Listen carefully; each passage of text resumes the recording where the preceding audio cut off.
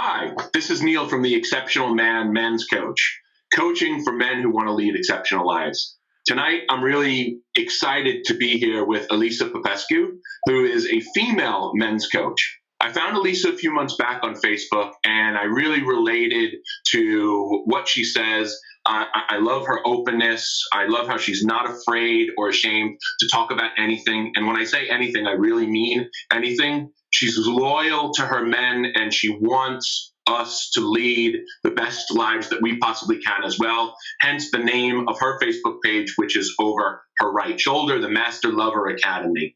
So if you would please help me welcome Elisa. I thank you so much for being here tonight.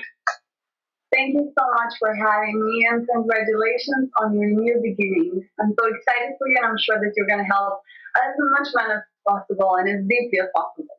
Thank you. Very kind. So how long have you been a men's coach? Well, I've been a men's coach for 3 years, but I've been coaching men on health and fitness ever since I started actually being a personal trainer. So men were my favorite clients, to put it this way. And it's really been a process, because as a personal trainer, a lot of times you're also a personal confidant to the men that you train. So it's really easy to bridge the gap between psychology and training and be there for them, not only for their physical activity, but also to train their mind into becoming their best self. So being passionate about psychology, for me, it was so right down my alley, to step into being a men's coach throughout time. But obviously, it took a lot of dedication. It took a lot of study. It took a certification to become, a certified coach. So here I am today, and I've been doing this for 3 years. So, yeah. Great. And the next question was leading us to how did you decide to get in this line of work? Because most men's coaches are men, and you are obviously not a man. And we thank you for that. But what was it? So was it just your experience as helping men with their physical needs that you felt, I want to take this further with them? It's interesting. While I was training men, I realized how much I'm passionate about the integrative approach on changing someone's life. And it all starts with your body, but then I realized how important it is to work with your mind, and then how important it is to be aware of the way you interact with other people, because you are not living in a crystal bubble. So for me, it was just that awareness of the fact that there's a body, a mind, and a spirit, and I really want to help them do the deep work in all of these areas. It helped me a lot that I studied nutrition and fitness as a main thing, and the fact that I was passionate about psychology, and I was that kind of person who was always asked about relationships. I never had a degree, obviously, when I was in my high school or stuff, but I was the go-to person for relationships. So a part of it is because I was born this way. I was born to be a mentor. That was my calling. And at the same time, it was the things that I've studied and I was passionate about studying that helped me connect the dots. And for me, it was like that. I really loved working with men. I had this calling to be a men's consultant for a long time. And it makes sense later on in life, because you know what it says? You live life looking forward, but you understand it looking backwards.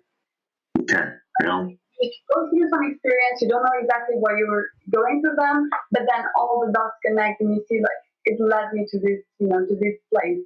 And I think I've always had a passion to work with men. And it also stems back in my family, because I've seen some conflicts between my parents. And there's no kid that I know that doesn't want to solve some conflicts that they become aware of. And later on in life, you start to question yourself more, whether what would have happened if your mother would have done that, or your father would have had another attitude.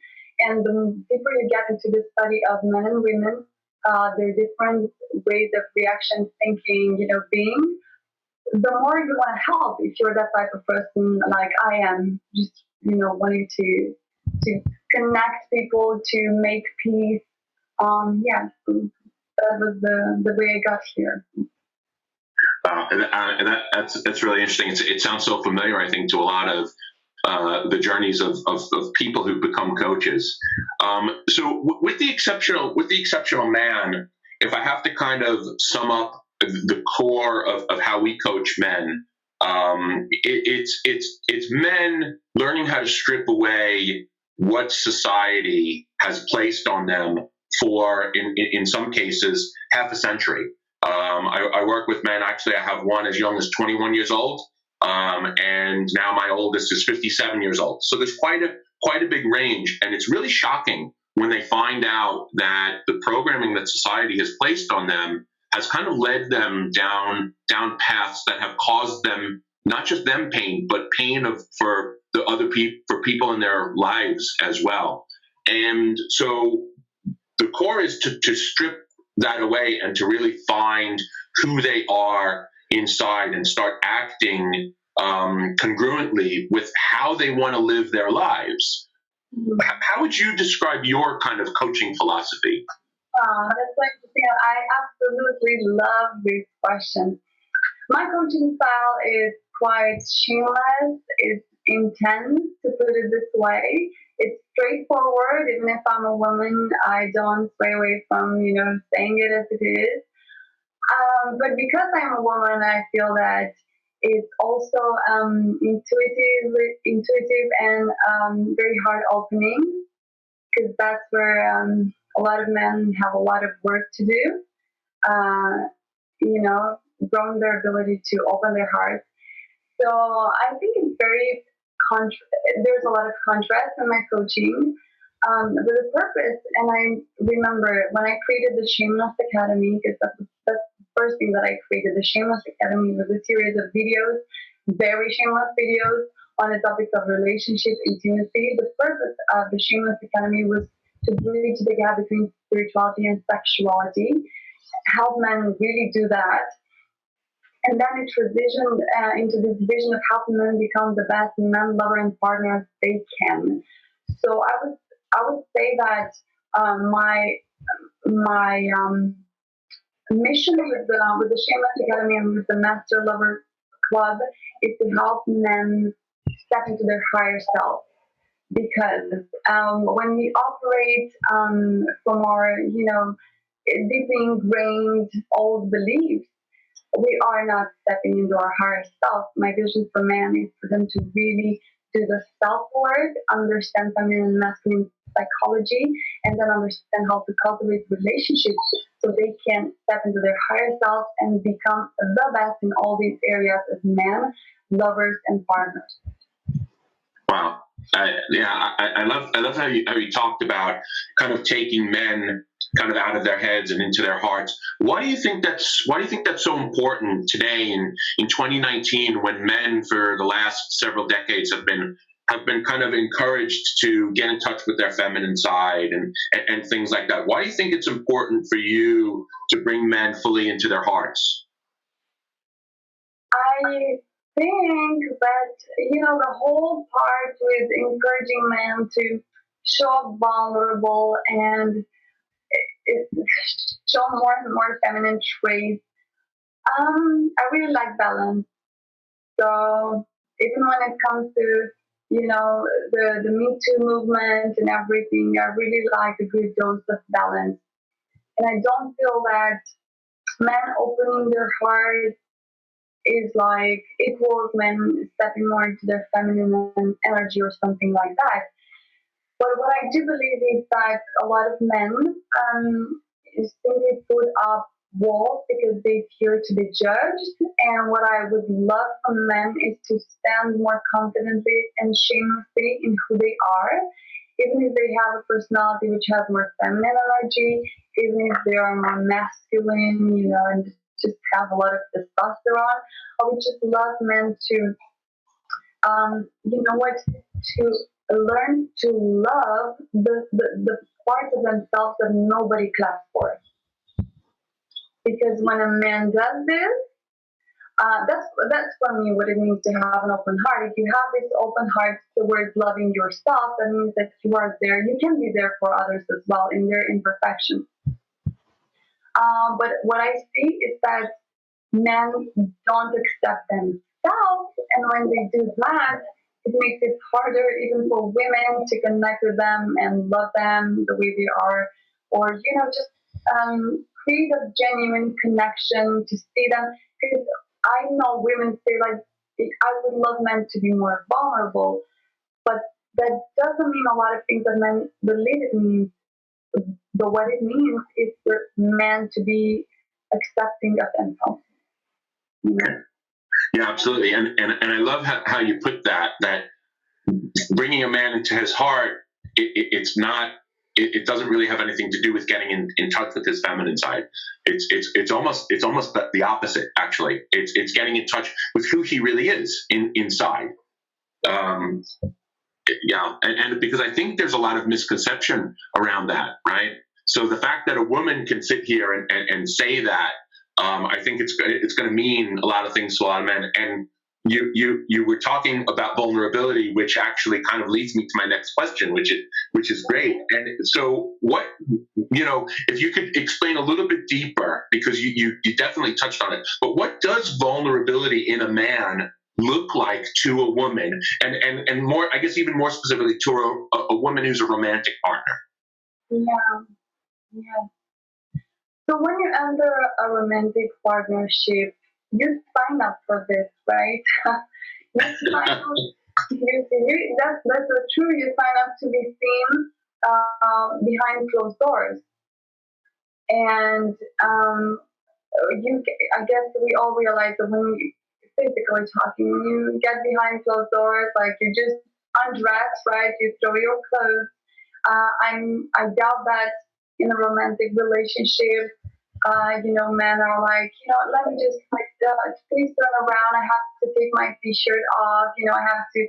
No, you basically become so comfortable with the other person that you're just yourself. You do the things that you would do when you were on your own. Now, emotionally talking, it's a bit different because a lot of people keep their shells, keep their clothes on, their spiritual or emotional clothes on when they are in a relationship.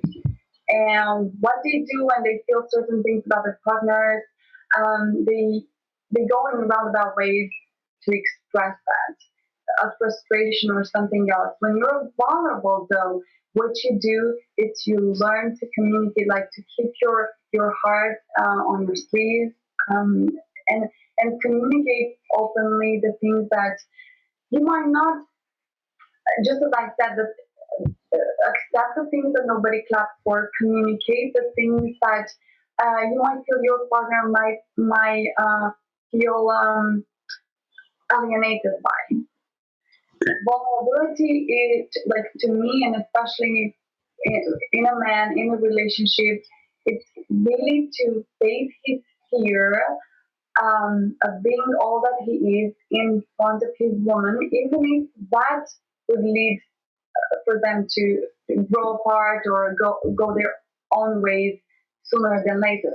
Because when men don't show up their feelings, or don't share what they truly believe, don't share their fears or internal contradictions, there's no honest communication. There can be no authentic connection. Women feel those things, and that's when a woman feels like, he's not being able to be vulnerable. For a woman, it means I cannot connect with him honestly, and I don't know enough about this man to really allow my heart to, merge with his. And so that's what I feel is really important for men to understand the notion of vulnerability. It means it's a risk. It's a risk. Like, just risk full on in being yourself, even if that would end the relationship. That doesn't mean like vulnerability is not, when you're curious, for example, being vulnerable is not going in full range in an interaction, right? It's not that. vulnerability is more about showing your fears, the sides of you that you are ashamed of, the things that you feel you cannot control, everything that you feel it will make you less of a man in her eyes. But then if you're super confident and if you're super confident in your humanness and you just say it as it is and communicate it without these fears and attachments of, oh my God, I'm not good enough because I'm that, I'm not man enough because I feel this. If you stop these stories and be super confident in your humanness, you can be vulnerable in a way that a woman can connect with you. Because I think that nobody expects the perfect partner, but what we all expect is a partner that who can take accountability for his human nature. You know, Mhm. he is take accountability, but never ever let a woman feel that you don't trust her enough and you don't trust yourself enough to be you in front of her, in her presence. Because that's what intimacy is about, right? Yeah. So when when I work with men and we talk a little bit about being vulnerable in front of their women, are you saying that the more confident a man is in himself, in his own, let's say, masculine energy, then the more vulnerable his woman would feel comfortable with him expressing because she knows where it's coming from? Am I getting that right? Yes.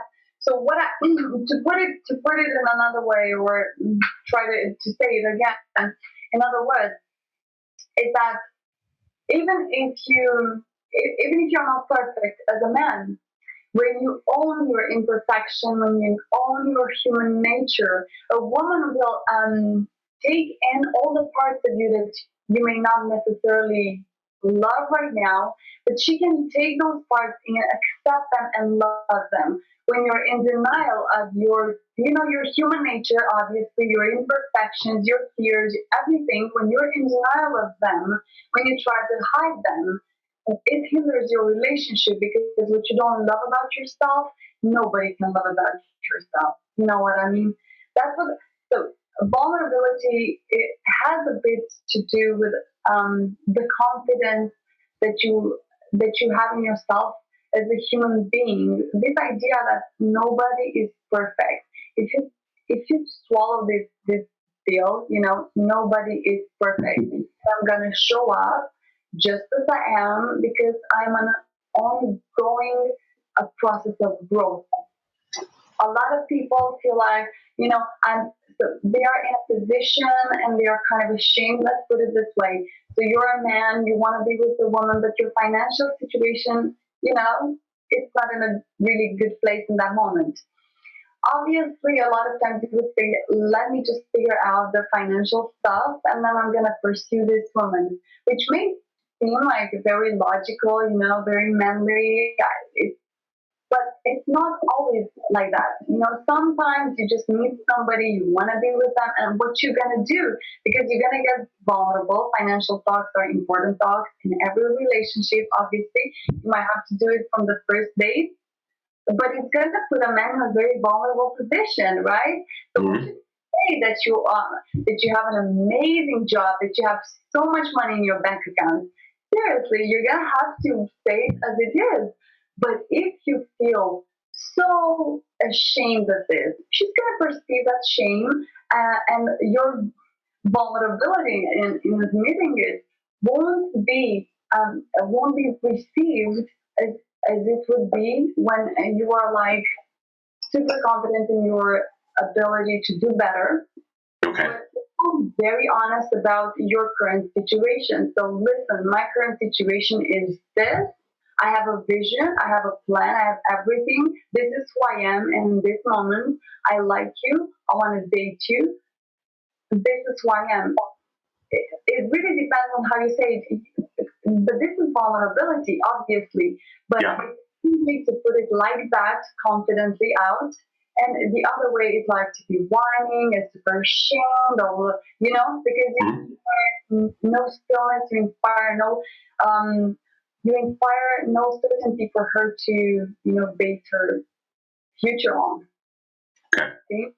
Yeah, no, that makes a lot of sense, and that's why I thought this would be so interesting, because it's so unique to hear how a woman puts it into perspective, because it is a struggle for men to know how to share that vulnerability, right? Because men feel pain too, men have doubts too, and sometimes it does feel like I'm not able to share everything with a woman. But what you're saying is that it's okay to have shame, it's okay to have those doubts, and when you express them, you need to bring it from a place of, this is what I'm feeling, but I know I got this, but I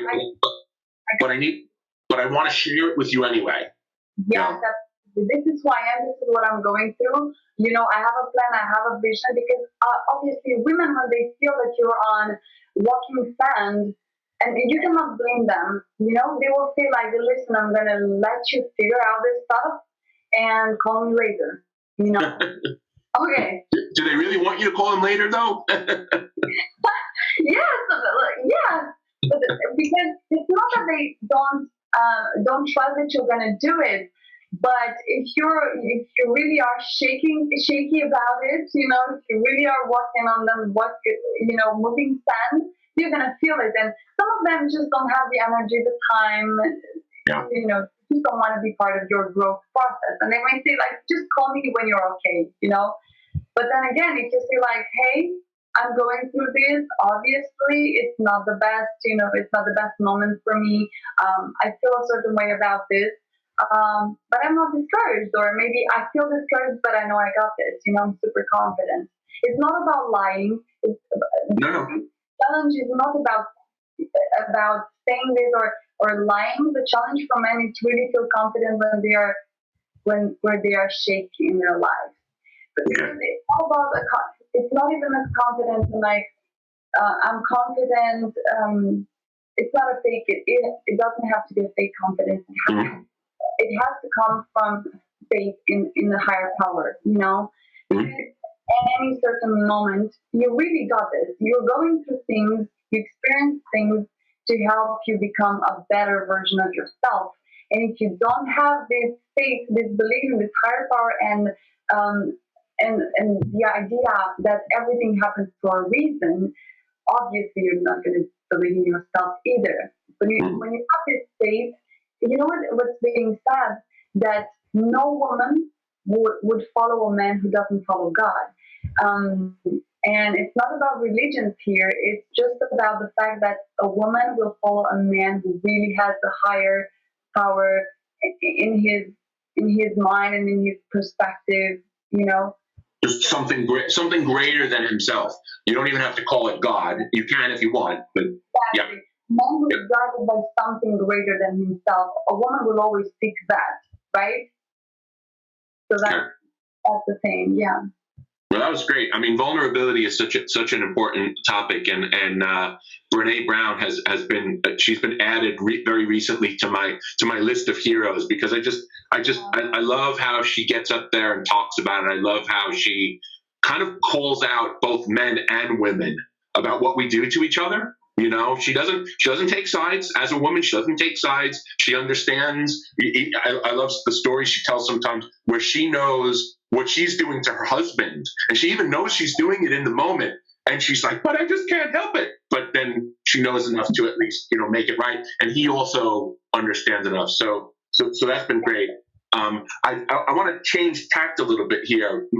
Most of the men who find men's coaching, at least from my side, are men who have gone or are undergoing a really tough period, i.e. on the verge of divorce or recent divorce from a long-term partner. It doesn't even have to be a legal marriage. And a lot of men wonder, considering that depending on the statistics you read, 70 to 80% of all divorces are initiated by the woman. And a lot of men are left kind of like they don't get it. So my question to you is, as a woman and from the men that you've worked with, how is it that a woman can go from I do to I love you, but I'm not in love with you to stay away from me. I know we used to have awesome sex, but I don't even ever think that I want you to touch me again. How do you see that progression? Yeah. So the thing, there's something very interesting about women that you might want to know is that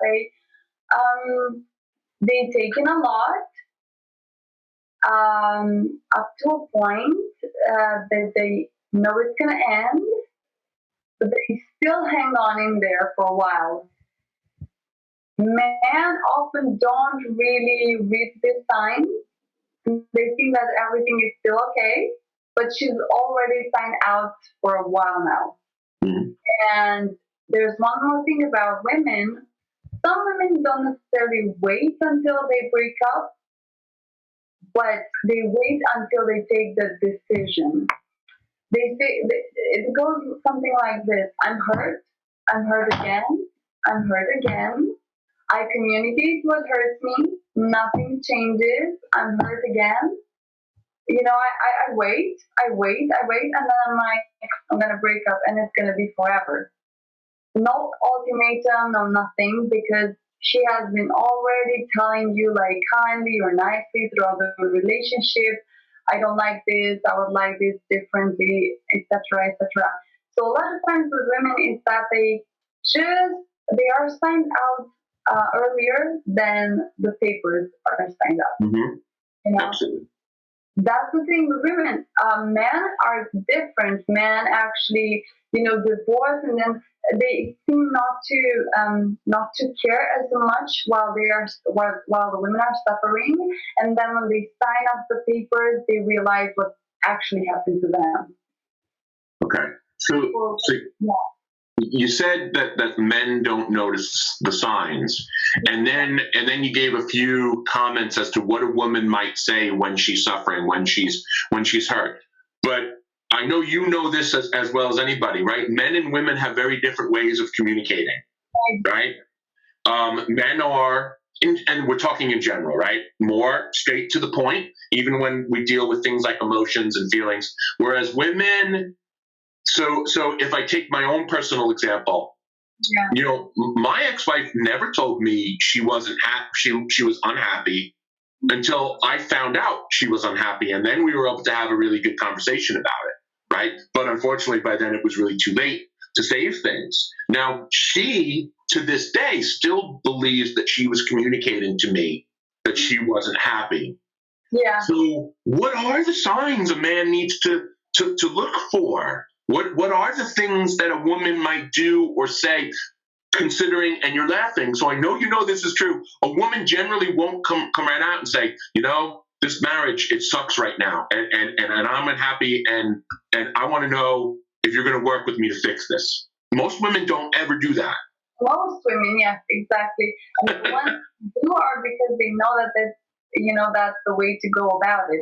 But what I would say is that, and it's funny, it really makes me laugh about the signs. I know that a lot of women withdraw sex from the ejaculation. So if your woman is really sexually active and happy with you, it might be a sign that she's actually happy in the relationship with you. Okay, so women who withdraw sex, women who are grumpy, moody.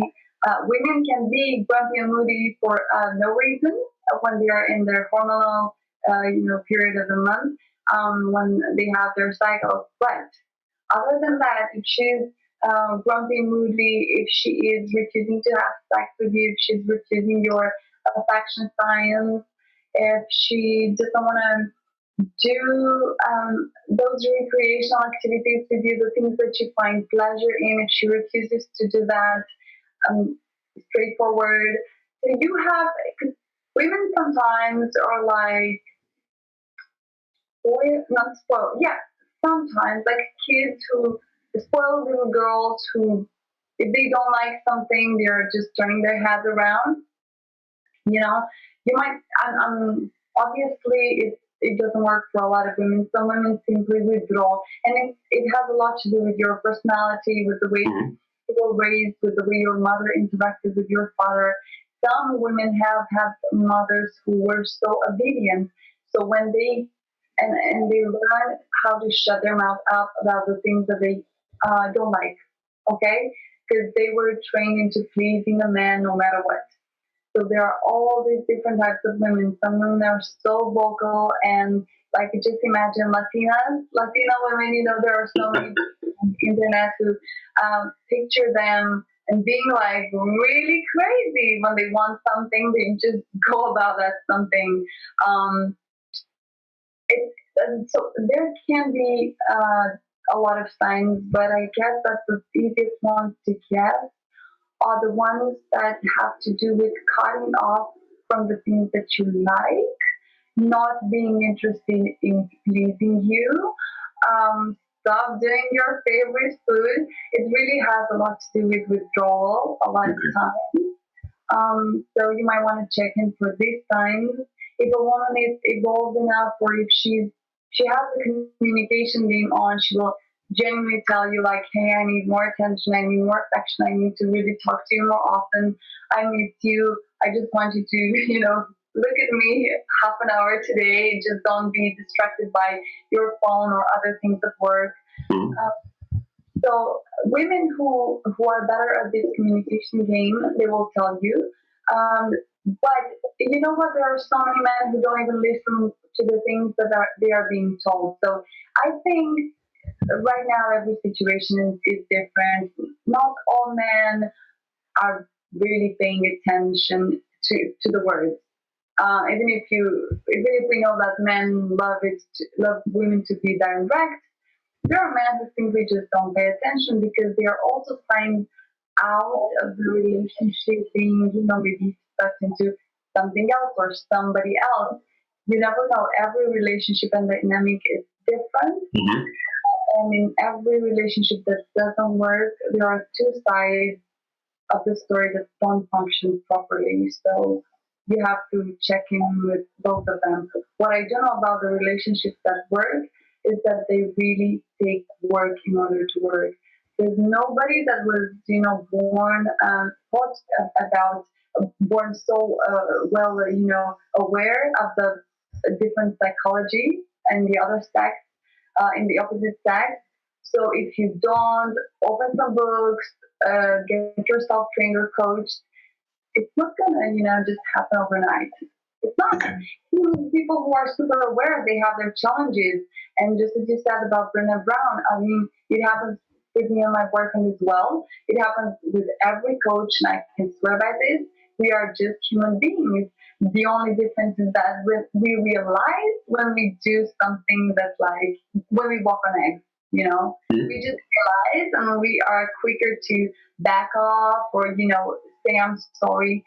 But other than that, every woman is different. And I think that the better you have to have this satisfaction meter in your relationship, barometer, this satisfaction. Am I feeling satisfied with my sexual life, with our interaction? And if she's withdrawing a lot of stuff from you, she wants to communicate to you that you're not giving enough to her as well. So let me ask you a question. So because sex is a big one, right? Especially for men. When a woman starts withdrawing, wanting to be sexual with her partner, that's a big one for us. Then we might get that something's really wrong. Or we could get it into our heads that she's just being I'll just throw the word out there. She's just being a bitch right now, right?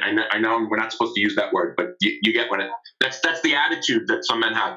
But for those of us who don't want to go down that path, for men who want to find a way to make sure that his woman is being heard, if she starts withdrawing sex, what would you advise for a man? Now now we're at least assuming that it hasn't gone way too far, right?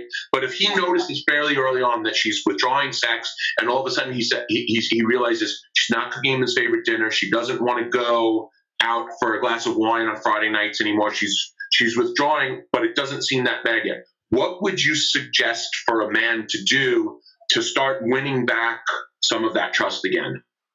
Okay.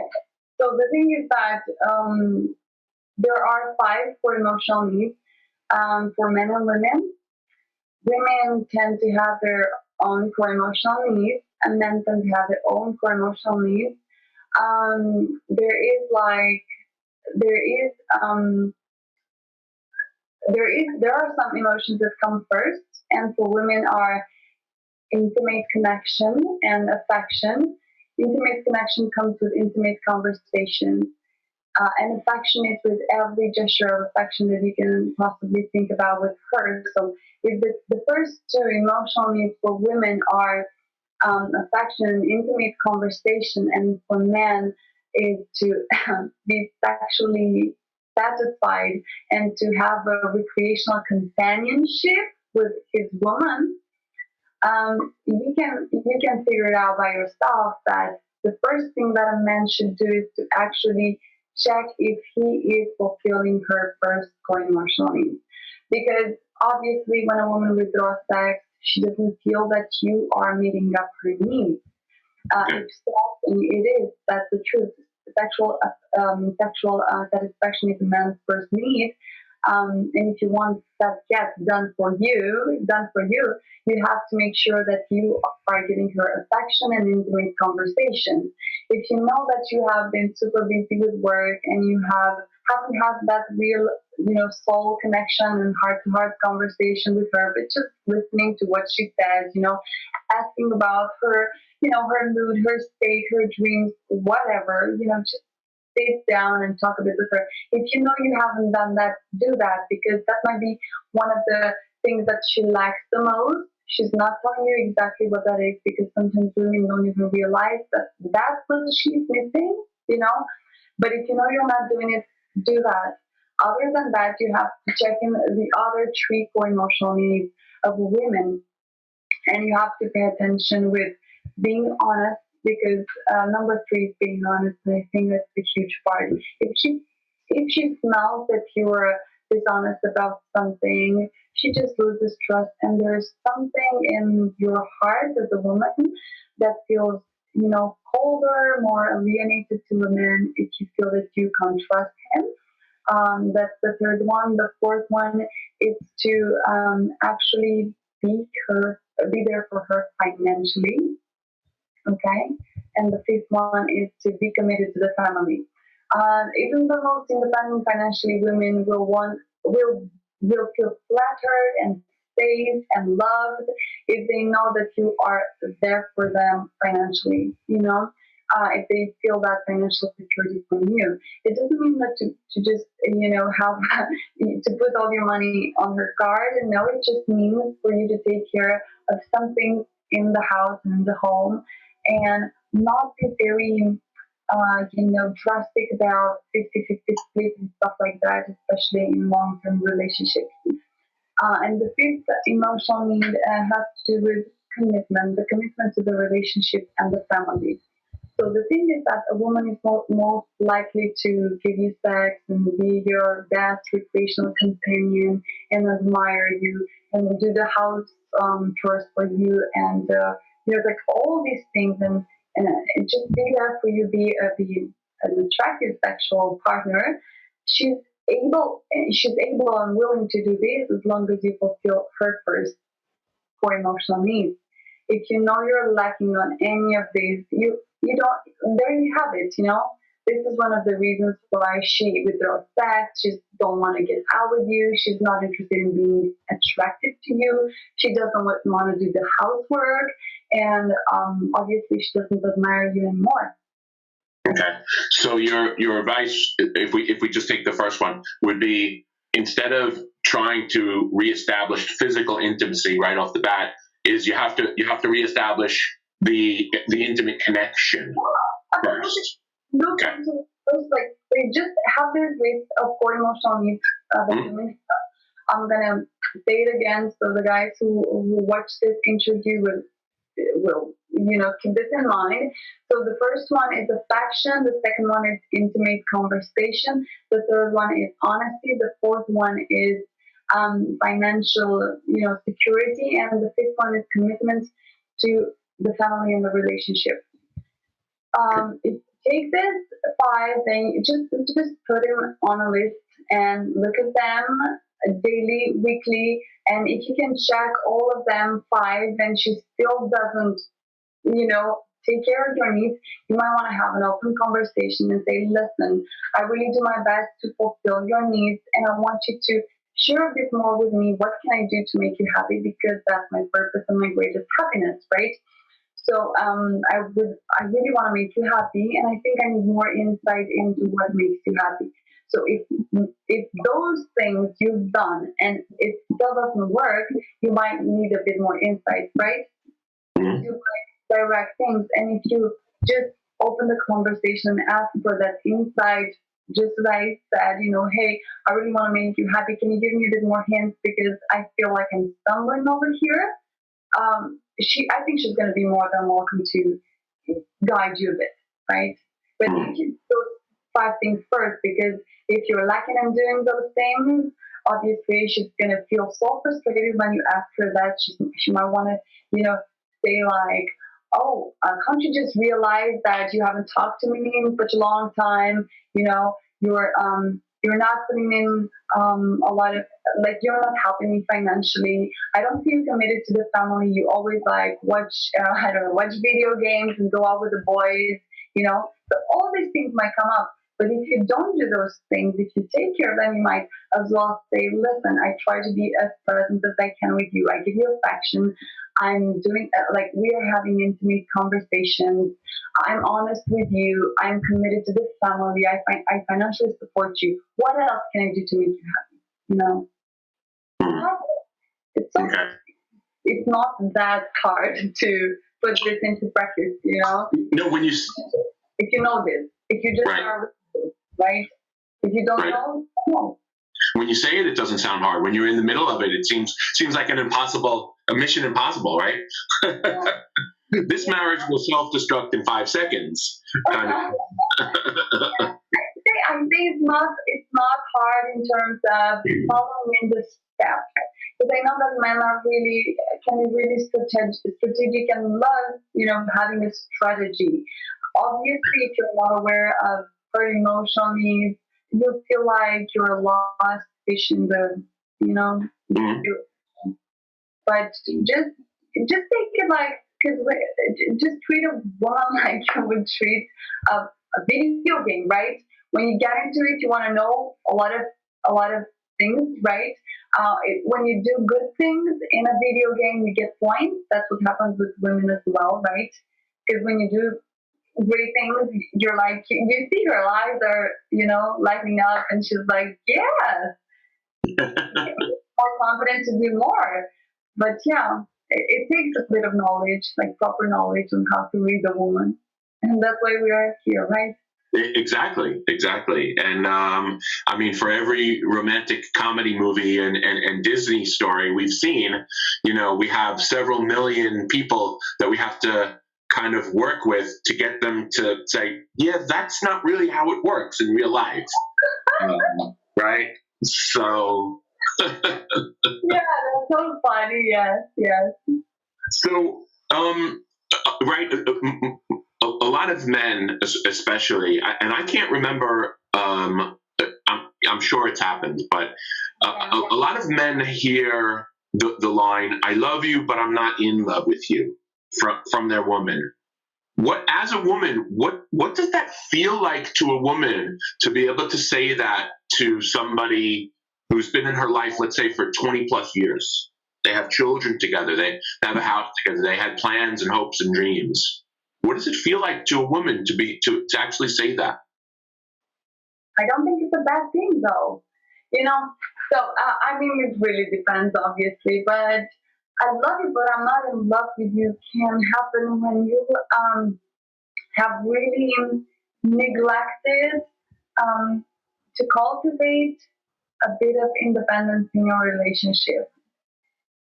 Because when you cultivate your individuality in a long-term relationship, the attraction, it's being kept there. The fire keeps going. When you kind of merge too much with each other, and there's like no line of where you start and she begins or something like that.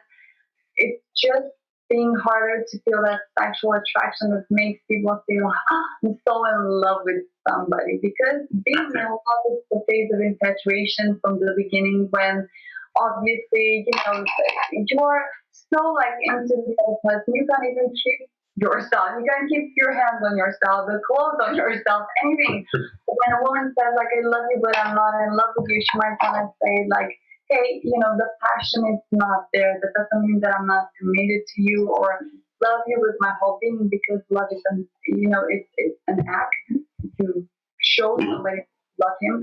But then again, that passion is not it's not something that is given to you as the relationship evolves. It's something that you cultivate or you don't. Passion is not, it's a free thing in the beginning, right? It's a free that makes the relationship like so easy going in the beginning. But then as time goes by, it appears to fade away. It only appears to fade away because we become so familiar with each other. And when you become so familiar, when you feel like you reach that threshold of like familiarity that actually throws you into these like, you know, this kind of attitude like a brotherhood instead of, because you're not, and I discussed about this in my group, you are not, your woman is not your boss, right? So you have to learn how to cultivate a bit of independence and to encourage her to pursue. And it goes both ways. Encourage yourself to pursue your passion. Encourage yourself to spend a bit of time apart from each other. It's not a deal breaker. What I would not encourage is to spend time apart from each other while pursuing your like if you love, let's say you love watching tennis games or soccer games, whatever, right? You and it would be amazing if she would join you into seeing those whatever games, right? It would be amazing because for you men it's very important to have this recreational companionship, and you tend to get really connected to the women that are with you when you feel good, when you're doing something. Okay, so in a long-term relationship, it's good to find activities that you're both curious about or you like or enjoy, not necessarily at the same level, but just find activities in which you can be present with each other as a couple to cultivate, that affection, that connection.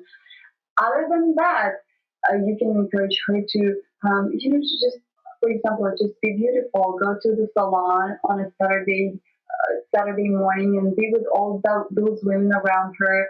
Infuse her with feminine energy. Be super beautiful when she comes home. Take her for dinner, right? That day. For you, it works well if you go train with some guys in the gym. I don't know, go do a boxing class or some fitness. It infuses you with a lot of masculine energy, increases testosterone levels. When you meet, because you've spent a bit of time apart, the attraction tends to be more powerful, right? Instead of just seeing each other like all day long. It's a difference when she gets out of the house, she goes to a salon versus she's like in the house doing her nails in front of you. You see her, with the hair like all directions. Even if she gets ready and beautiful for the dinner, it's not the same thing like when you train in front of her and she sees you sweating and trying to, do your thing. It's so much different when she sees you, with your training with your gym bag and, training stuff, getting out of the house, and she thinks about you, she ponders about you, she's like imagining, he goes training, what an ambitious man, right? Right. I think it's really important to learn to create space.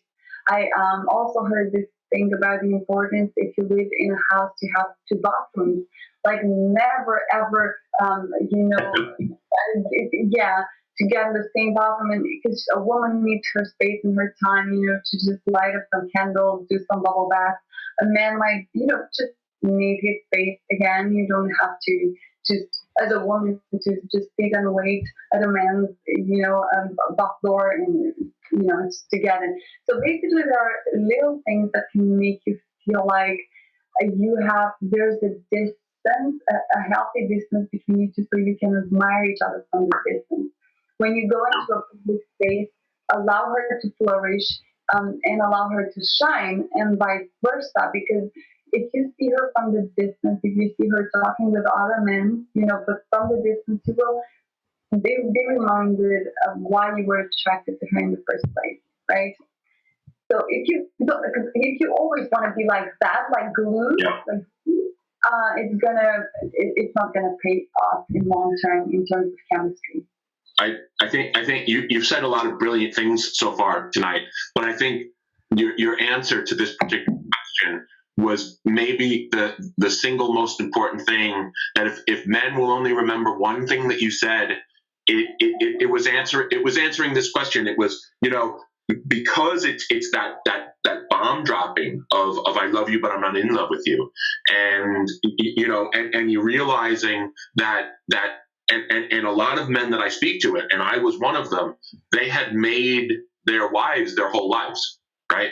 They had nothing. They weren't learning, they weren't growing, they weren't doing things outside the house. They had no men's friends. And we're not talking about going out with the boys every night and neglecting her. That's not what you're saying at all. But it's so important to maintain that individuality for both of you in a long-term relationship. But that's part of the societal programming that we get. That, oh, we found each other, you complete me, you should be my everything, we should be each other's best friends, and you can actually, at least to a point, be each other's best friends, but you can't be each other's only friends. It doesn't work. It creates that. That's very well said, actually. Yeah, because you create that pressure on her, and she creates that pressure on you to be everything. And while you're being everything for her, you forget about who you are, your uniqueness. And then the more you are like her or for her, she doesn't feel that attraction because there's no polarity, obviously. Yeah. So that's why there's one thing that you should pay attention to is to the idea of polarity. The more masculine you are, and the more, because if your woman is feminine, the more masculine you are, obviously you're going to attract each other. You are the only one who's able to sense her core. Obviously, some women are just naturally inclined to be more masculine. If you fell in love with because you were led by your feminine side, and there's nothing wrong about that. Just be mindful about this throughout your relationship, because if you're going to change your polarity and you're going to become more masculine, and she's not letting go of that masculine energy, you're going to fall out of attraction from each other. Right. Great point. Absolutely. So I'm going to ask you to betray women a little bit here, but since it's mostly men who are going to be listening, I think it's okay. So if you had a man in front of you he had 5 minutes to have a cup of coffee with you, and you wanted him to know one thing about women, what would that one thing be? I love this question so much, and I won't even need 5 minutes, but I really believe that the most important thing that men should know about women, generally, like, listen guys, this is super important, is that all forms of criticism are the ways in which we try to connect with you and share more about what we feel and what we need. And it never feels this way for men. So when a woman criticizes a man, it's because she is in such a deep pain and just not knowing how to go about it and how to ask for what she needs. And instead of saying, listen, when you do this, I'm feeling a certain way, she may go about it like, you are always like that. You're a jerk. You never do that. You're like this, or you're just like your father. You We can't. love when women say that to us. Yeah, so that's the thing. So if you would just, I mean, it's not something that I'm not asking you to take criticism as it is and just like always think, oh, it's because she's trying to communicate it. But just know deep in your heart, criticism, it's not there to attack you. It's actually a very, it's like when you're hurting as a woman and you don't know how to communicate it, Okay. and that's how you go about it. So criticism is a really deep longing for connection and communication in a woman. When she criticizes, you just try, like just for a second, try to breathe deep in and know that it's not about hitting you with, a pot in your head. It's not about that. It's never the intention to hurt you. It's just they just don't know how to say what they are hurting about, and they just want that connection. And in the midst of all the anger they feel sometimes with themselves, they just say these things, instead of saying I'm hurt as hell, they say like you are so stupid, so unworthy. So that's how women sometimes go about saying how hurt they are. They use criticism, and if you're aware of this, I think that's a huge part of your relationship and of yourself. You can heal because you won't take personal a lot of stuff, and you can pause and reflect, and instead of arguing with her, you can hug her and just ask her, hey, what's wrong? What are you going through? Just let me know, what can I do better? How did I hurt you in that situation? And would you say that sometimes it might not even be anything that the man did in particular? Exactly. That's why you just be mindful about the fact that criticism is a really big longing for connection. I would say that. That's great piece of advice. I hope this video goes viral so a million men can hear that, because that one's. I mean, I've been diving into this for 7+ years now, and that's the first time I've heard that.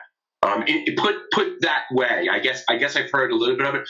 We do talk about not taking everything she says personally, realizing that not everything that she's saying and doing is actually about you. Sometimes she's just having a really crazy day, and you happen to be there. You happen to be, exactly. You're the how did it, the scapegoat? Yes, you're the scapegoat. Right. Okay, that's great. So, what do you think you as a woman can offer a man as a men's coach that a man wouldn't be able to offer? Yeah, that's a great question. And I think that the answer is so simple. It's a genuine insight into the feminine psychology. It's into this, the sensitive part of a woman. Women are a mystery. Even to ourselves, we are a mystery. I can only imagine how much of a mystery they are even to a men's coach, right? A guy who has been studying and studying. I can't share with a man insights into a man's psychology as good as a man can do that, just because he is a man. And it's the same thing that happens with a woman coach that's coaching men. So I think that from a woman coach, you can get the best perspective and insight into a feminine psychology and to the feminine heart and energy. And I think that a woman's coach can help you better understand what women understand through masculine energy and how women really see masculine men and what masculine men mean to women actually, because guys sometimes can go about masculinity in harder ways, right? Mm-hmm. And women might have another perspective on it. So it's really interesting to just understand the mind of a woman and the heart of a woman. And nobody can teach you about them better than a woman, I think. It's just what I feel. And I respect that in a man coach. I am aware of my limitations in terms of, masculine psychology. Mm-hmm. As much as I could hear about it and read about it, I am not a man, right? My experience in this world is being a woman, and that's the best I can give insights to, right? The best field I can give insights to. So it sounds like both men and women, when they get coached, they should be coached by both men and women. Then they can learn kind of the best from both sides.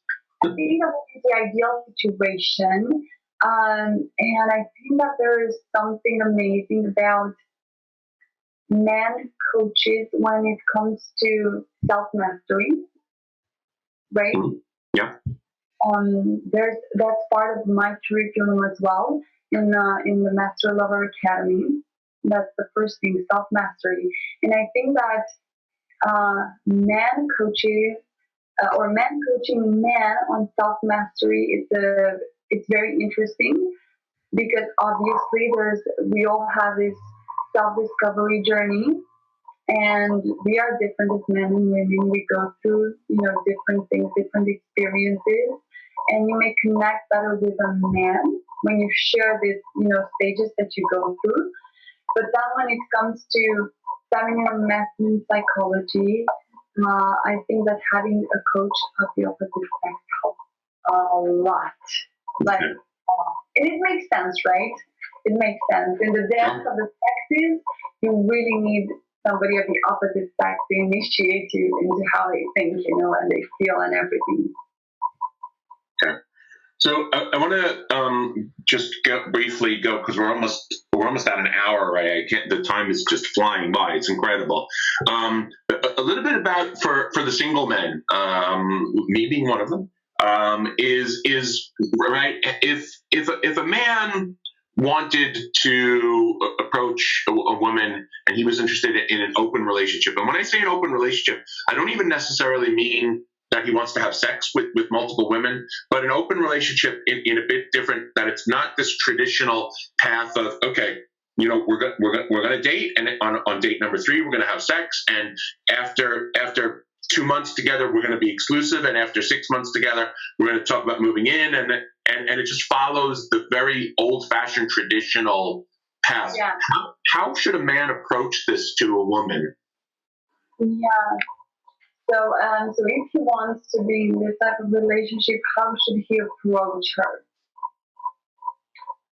The thing with relationships and with women is that you have to be very clear, and in general, you have to be intentional. Like, I'm not sure I got the question right, but the thing is that you as a man, even when you ask a woman for like one date, you have to have your intentions set straight and learn to communicate that openly. Because if you don't know what you want, I don't think you are actually worthy of getting into the dating scene, right? You don't want to mess up anybody. If you don't want any commitment, right? You still want something. You want a relationship without commitment. But as a man, you really have to get clear on what you want. If you want a one-night stand, you want a one-night stand, and that's what you communicate. If you want to just, go on a couple of dates and see how it goes, that means you want flexibility, and that's what you have to learn to communicate openly. Sure. The most important thing is to never mislead a woman, never manipulate a woman into thinking that you want something more seriously, just to drag her in for a couple of days and see where it goes. I think that honesty, because that's what you really talked about, this honesty is one of our core emotional needs in women. For women, it matters a lot. If we meet a guy for a first date and he says, like, you know what, I'm freshly divorced, I don't even know what's going on with myself, I am here with you because I wanted to take you out. I can't guarantee a second date because that's the state I'm in. I like you so much, but I don't know about tomorrow. That's an honest man right there. He's telling me, I'm confused. I don't even know, but at least you're communicating this. You're not like, oh, I like you so much, see you tomorrow, and then you blank out, okay? So I feel that whatever kind of relationship you want, your duty as a man is to step into this virtue of integrity and Okay. just be super honest with your intentions. And you can also say like, you know what, I really want to give it a bit of time because usually I'm a man who wants committed relationships, wants to commit, who wants to be devoted to a single woman, but I want to give myself time to date, to explore, and that's it. So even if you don't want to be exclusive, you can like say it in a gentleman's way, in a way. Okay. And I think that this will bring you the most out of every interaction and every woman that you meet. Nice. I like that. So having a little fun here now. What's the most important thing a man can do in long-term relationships, short-term relationships, or if they just met to get a woman into bed? Yeah. Oh my God. Yeah. So I love these kind of questions because it feels like there's a hot table, hot table topics. For a woman, for a man in a long-term relationship, I guess you guys figure it out up until now. You have to really satisfy her core emotional needs, like really nourish this on a long-term basis. Because there's no like, there is a fast way to get her into bed, but I don't think that at that point in a long-term relationship, you want that kind of forced sex or, just the complacency sex, the sex that like, doesn't even want to be there, but she's there because it's her duty, right? Right. We don't want duty sex. And no, you don't want, so nobody wants this. So in a long-term relationship, the best, I think, is to really take care of her core emotional needs so that she can open up sexually to you. A woman who's emotionally closed is sexually closed. Okay, so it's not like no short path to it, but then it's the only one that makes sense in the long term. And if you don't want to take that into consideration, it means that you don't belong into a long term relationship. You're not ready for that. You don't want that, and that's perfectly fine. But just get yourself clear on what you're willing to invest in order to get this in a long-term relationship. And the other one was in short term, or if they've just met. Short term. The short term is it's creating polarity because in a short term, it's very simple. You like a woman, and then you have to feel her energy. Just as I said, you sit on a table with her. Obviously, you will see her for a few days. And you will test a bit the waters, like invite her, let's say, invite her to the theater, then invite her in activity park, something that you can try, some activities with more adrenaline. See if she's more courageous and, the masculine type, more outgoing, more, if she's not much more a decision maker, and if she loves to be led, know that you're dealing with a more feminine woman, and you have to amp up your masculine energy around her, make decisions, show up super confident, take the lead, take her out to a surprise date, something like that. That's what creates polarity, and she will be more and more attracted to you, and trust you enough to give you her body. If she's more of a masculine woman, just make sure to add that feminine balance to her. Be more nurturing, more sensitive, maybe be more sensual, more spiritual, and just create that balance so she could feel she could feel attracted, drawn into you. Masculine women sometimes they can be like, oh, let's just have sex, But obviously, they usually want to lead, so they might be the one who makes the first move if they feel you're that kind of person who wants to be led. So if you show up super masculine and it's not gonna work with that type of woman, she's gonna be sexually interested in you. So in the short term, I would say it's create polarity, whatever that means. Just smell her and do the opposite, be the opposite. If you can do that for sex.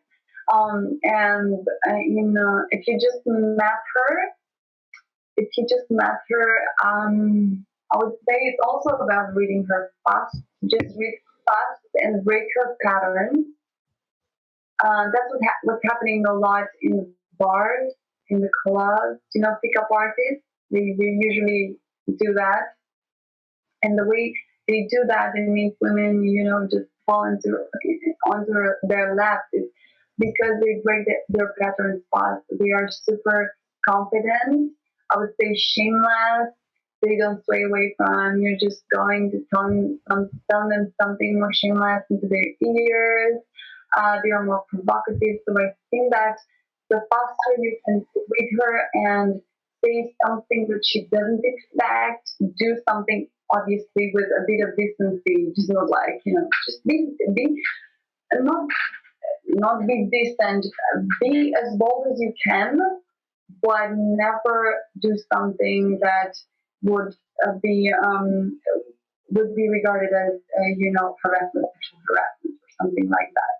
You can like just say something more shameless into her ears, and that's like an enough bold move, or just touch her, or let's say if you grab her from her hands or arms, just grab her a little tighter, while you say something to her.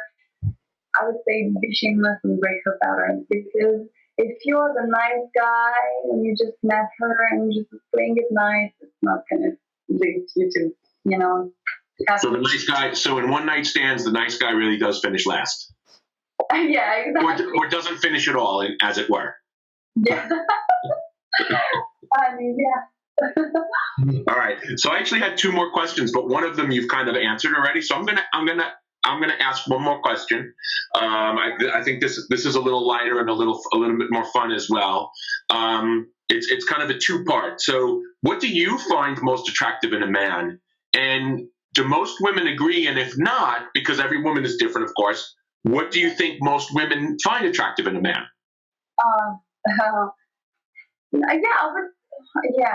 Yeah. So women are different, and yeah, everybody. You know what they say? There's a saying that a lot of women pick men that resemble with their fathers because we are simply attracted to familiarity. To things that or men or people that are familiar to us. Now, if you ask me, generally speaking, what I find super attractive and magnetic in a man, I would say that there's this combination of integrity, wisdom, self-confidence, and being a bit street smart. Having the, just because a man who's super educated, super academic, super all only into that side, it doesn't have a bit of swag, or something that you could say like, hey, if I get on the street with this man, if somebody comes, we're both gonna die. Yeah, exactly. So I admire a lot of at times men who are intellectually, wealthy, but if you don't create a balance in your life and always show that you can provide it physical protection and having the street smart that helps her, feel that in bed you're not that, nice guy. You know what I mean? So I think that's how they read things. Like, oh, if he's been a bit on the street, he might be, that shameless man that I need in bed. If he's into his intellectual pursuits, then in society, I will be so proud with him. Just the thing with men, right? There's a saying that says like a man wants a lady in society, like the rest, right? The whore in bed and stuff like that. Same with women, I would say. So it's because it's the whole complex that attracts you. It's not the one thing. I want to see a man that has integrity, that has wisdom, that has the street smart thing, and is confident in himself. Because if he's not, I cannot build a confidence in himself. I would have to just let him go, let him grow, and eventually connect again. But then every woman is attracted to a man based on her her evolution, like her evolution in this life. So there are women who may not yet have found themselves, or who don't believe enough in themselves. They're attracted by superficial things. Women who are not sure they can provide for themselves. Sometimes are overly attracted by the material aspect. I saw a lot of women who are like in their 20s who are attracted by guys that are either blonde or brunette, or just these superficial things like, oh, he has blue eyes or green eyes or whatever. So I think it's a matter of how grown up you are, how mature, how many experiences you've had, because obviously with like you in your 20s, if you have an experience with a guy who was brunette and you said like, oh, this is gonna be this everything that I need. He's so handsome, and then he treats you bad. You might have another relationship in which you meet a guy who is not brunette, who's not looking that good, but then again he treats you like a queen. You learn out of these things, right? You learn to basically you reprogram yourself to be attracted by different things. But I think it's a learning process, right? The more it's just the same with men. Obviously, men have their period, and then the period of growth, and when they are 60, 70, 17, 18 years old, when they obviously get attracted based on the looks only or solely, and then they learn that there's more about women than the looks. Some men never sense, and that's fine because you are visual creatures. Obviously, there has to be sexual attraction. Either way, it's either for a woman or a man. But what I'm saying is that for women, because we cherish a lot the stillness in a man, the security that he can provide for us, you cannot provide a woman security by just being handsome, right? There's actually more insecurity because a lot of women feel like, you know what, if he's so nice and so hot and so awesome, other women will hunt him down. So they might be like, I just prefer a guy who's like, who's treating me nice, being a gentleman, having his financials together, but not necessarily be like the hottest, dude, ice cream on earth, right? Right. So it really depends on your evolution and your experience. But I would say that you can never fail with a woman if you have integrity, if you have put yourself together in terms of confidence, and if you show a bit of street marks so she can feel safe with you wherever she is and wherever you're going. That's great, and I love that. I mean, you heard it, men. You heard it straight from a beautiful, intelligent men's coach's mouth. You don't have to look like Brad Pitt to get the girl. Okay. No, not at all. Seriously, not at all. Yeah. Well, Elisa, I want to thank you for taking your time. This has been so much fun, so informative, so educational. I was sure that I was going to learn things, and I definitely wasn't wrong. I'm sure that every man watching this is going to probably watch it more than once and take notes. In fact, I'm going to suggest to them, have a notebook ready when you watch this, because there are some real gems in there of what you said, and now I understand why you do what you do. I kind of did before, I guess, but I understand it even more. So I want to thank you for your time. Can you tell men who are interested in learning more about you where they can find you, especially like on your website and social media? Yeah, so you can find me on Facebook. My name is Elisa Popescu. I guess Neil is gonna leave a link or something attached to this video.